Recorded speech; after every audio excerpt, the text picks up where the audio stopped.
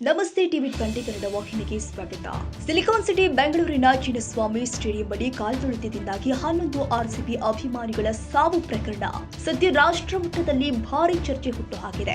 ಪ್ರಕರಣವನ್ನು ಗಂಭೀರವಾಗಿ ಪರಿಗಣಿಸಿರುವ ರಾಜ್ಯ ಸರ್ಕಾರ ಈಗಾಗಲೇ ನಗರ ಪೊಲೀಸ್ ಕಮಿಷನರ್ ಬಿ ದಯಾನಂದ ಸೇರಿ ಕೆಲ ಅಧಿಕಾರಿಗಳನ್ನು ಅಮಾನತು ಮಾಡಿದೆ.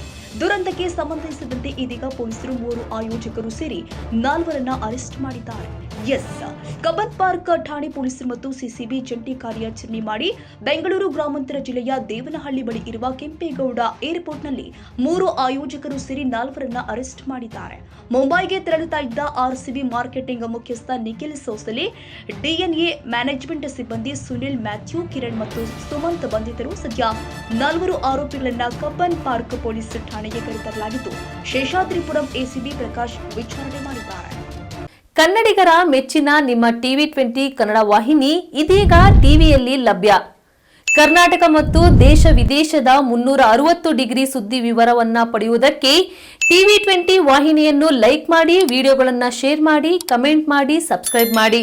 HCN ಕೇಬಲ್ 842 ನಂಬರ್ನಲ್ಲಿ ಹುಕ್ಕೇರಿ ತಾಲೂಕು ಹಾಗೂ ಸಂಕೇಶ್ವರದ ಸುತ್ತಮುತ್ತಲಿನ ಹಳ್ಳಿಗಳಲ್ಲಿ ಲಭ್ಯ. PCN ಕೇಬಲ್ 129 ನಂಬರ್ನಲ್ಲಿ ಹಾರುಗೆರೆ ಸುತ್ತಮುತ್ತಲಿನ ಹಳ್ಳಿಗಳಲ್ಲಿ ಲಭ್ಯ. ರಾಯಬಾಗ್ ಡಿಜಿಟಲ್ ಚಾನೆಲ್ ಕೇಬಲ್ 80ನೇ ನಂಬರ್ನಲ್ಲಿ ರಾಯಬಾಗ ತಾಲೂಕಿನ ಸುತ್ತಮುತ್ತಲಿನ ಹಳ್ಳಿಗಳಲ್ಲಿ ಲಭ್ಯ.